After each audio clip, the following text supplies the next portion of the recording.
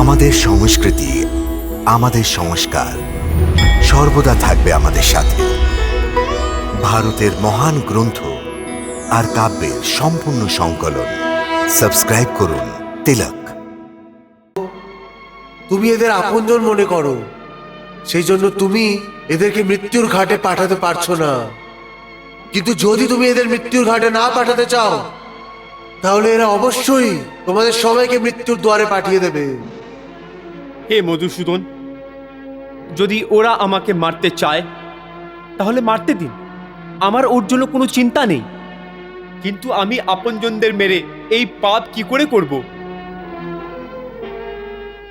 যদি ওরা লোভে ভ্রষ্টচিত্ত হয়ে নিজেই বংশের দোষ এবং পাপকে, দোষ আর পাপকে না দেখতে পেরে, তাহলে কি হলো?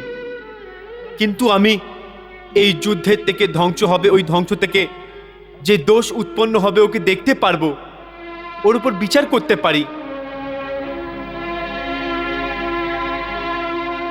হে কেশব, তুমি তো জানোই কুল ধর্ম বিনাশ হয়ে গেলে সনাতন কুল ধর্মের বিনাশ হয়ে যায়, আর ধর্মের নাশ হয়ে গেলে সম্পূর্ণ কুলে পাপ এইভাবে ছড়িয়ে যায়, যেমন কোনো প্রাণঘাতক রোগ মনুষ্যের শরীরে ছাড়িয়ে যায়।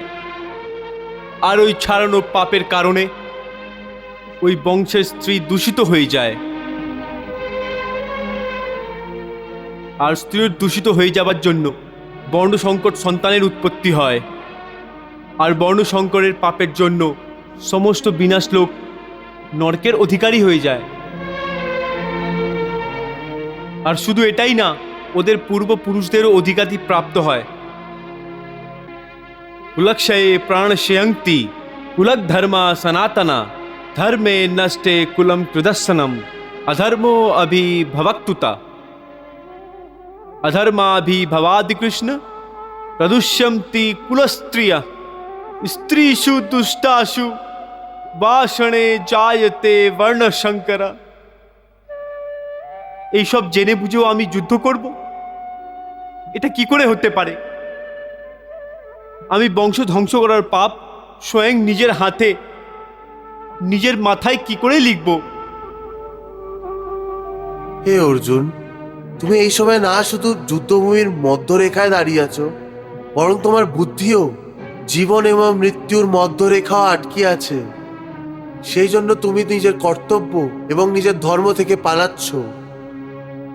কিন্তু নিজের কর্তব্য থেকে এইভাবে মুখ ফিরিয়ে অথবা এই যুদ্ধ থেকে বিচলিত হয়ে বিধির বিধান পাল্টাবে না, কারণ বিধাতার সিদ্ধান্ত অটল এবং নিখুঁত হয়।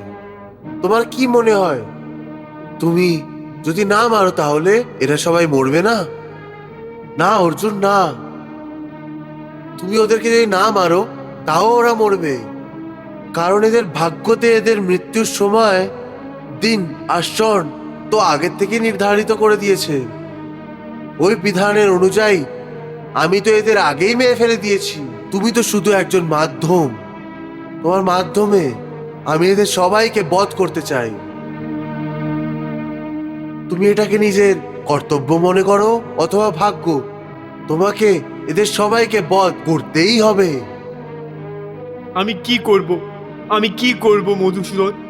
নিজের মনকে কি করে মারব? নিজের আবেগকে নিজেরই পায়ের তলায় কি করে পিষে ফেলবো? বলো মধুসূদন, আমি কি করব?